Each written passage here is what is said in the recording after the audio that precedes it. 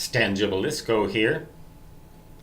Way back in 2003, when I first went from Wisconsin out to the wild, wild west to look for a possible new place to live, most likely either in South Dakota or Wyoming, which did have then and still have now no state income tax, I had a phone that I had a need to have a cell phone that I could use to call out in case I happened to get stranded somewhere. This was, I believe it was in the middle of the winter, I don't remember exactly, early in 2003 most likely. Anyway, when I drove out Interstate 90, and when I reached Chamberlain, South Dakota, about halfway through the state and right along the Missouri River, I purchased a device called a track phone.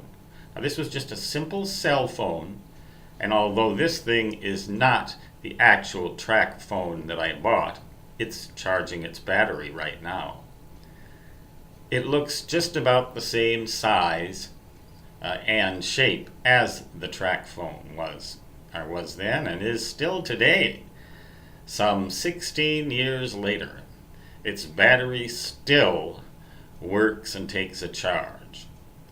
It doesn't try to connect to anything other than the cell phone network in the vicinity, whatever that may be, and if it's within radio frequency range, of course. It doesn't try to update itself. It doesn't force any special operating system or software on me, but it also doesn't do anything other than simply make and receive telephone calls. I don't even use it to receive, though. I only use it for emergency purposes, or in the event that I am in some place that I can't use the phone, such as a hospital, where they won't let me use the telephone for long distance calls. There's a possibility, by the way, that I may end up in Lee, Deadwood, or Rapid City Regional Hospital because of some serious issues that I have regarding my metabolism. I won't get into my health problems, though I'm getting into the phone problems and operating system problems.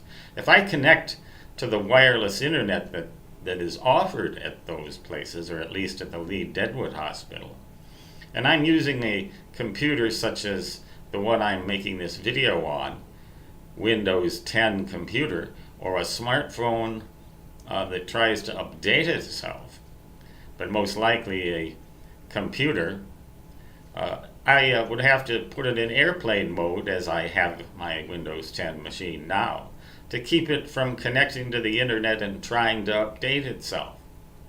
Once in a while it'll flash a screen at me telling me that it can't connect and it wants to update, but at least it won't give me any message such as, I'm going to update in 9 seconds unless you hit this button, and if I'm a little fuzzy-headed, I may not hit the button in time, and I'd have to yank the plug out of my router or pull the battery out of the computer. You know, I've actually done that. I've taken this laptop, this notebook computer, when it tried to do that, and started downloading an update, and flipped it over and actually pulled the battery physically out of it to make it stop.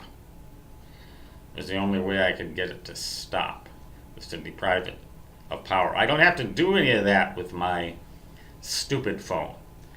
And a lot of people have the same sentiments as I.